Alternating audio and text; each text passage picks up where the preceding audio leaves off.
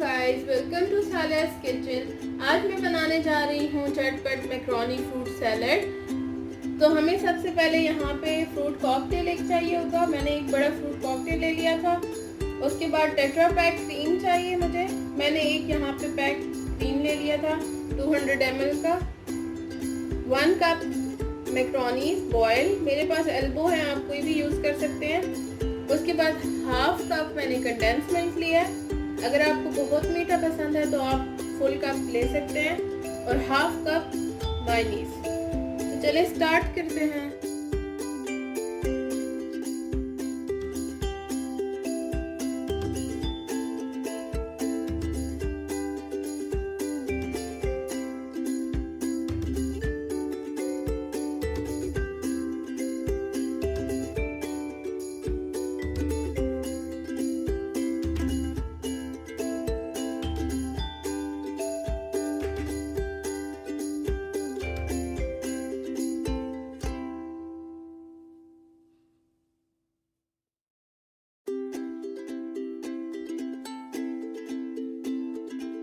लीजिए, तैयार है मज़ेदार मैक्रोनी फ्रूट सैलड। ज़रूर ट्राई कीजिएगा, बहुत ही झटपट बनता है। और मुझे अपने रिव्यूज़ दीजिएगा।